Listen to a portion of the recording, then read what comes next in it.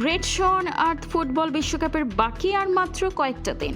বিশ্বমঞ্চে মাঠে নামার আগে দলগুলো যখন চূড়ান্ত প্রস্তুতি আর অনুশীলন ক্যাম্পে যোগ দিতে ব্যস্ত, ঠিক তখনই বিশ্ব ফুটবলকে নাড়া দিল এক চরম উদ্বেগজনক খবর।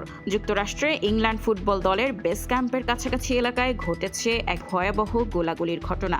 যুক্তরাষ্ট্রের কানসাস সিটিতে ঘটা এই বন্দুক হামলায় অন্তত 9 জন আহত হয়েছেন। কানসাস সিটি পুলিশ নিশ্চিত করেছে আহতদের আঘাত গুরুতর বা প্রাণঘাতী না হলেও তাদের মধ্যে 3 জনকে চিকিৎসার জন্য স্থানীয় হাসপাতালে ভর্তি করা হয়েছে।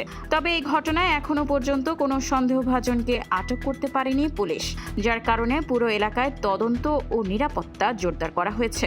উদ্বেগের বিষয় হলো, ঘটনাটি ঘটেছে বিশ্বকাপের জন্য ইংল্যান্ড দলের নির্ধারিত বেস ক্যাম্প সোপ সকার ভিলেজ থেকে মাত্র 4 মাইল দূরে।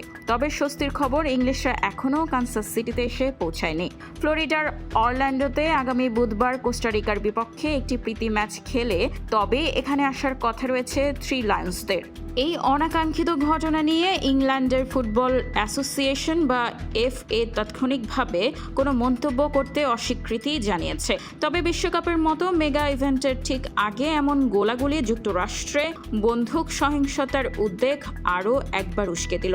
গান ভায়োলেন্স আর্কাইভ এর তথ্য মতে গত 2025 সালেই দেশটিতে 400-রও বেশি গণগুলিবর্ষণের ঘটনা রেকর্ড করা হয়েছে।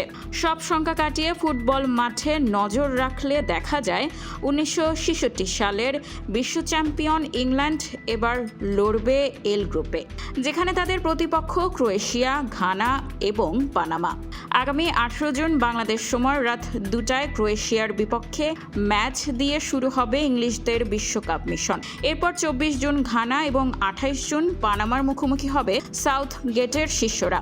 এখন দেখার বিষয়, মাঠের বাইরের এই নিরাপত্তার উদ্বেগ ইংল্যান্ড দলের পারফরম্যান্সে কোনো প্রভাব ফেলে কিনা।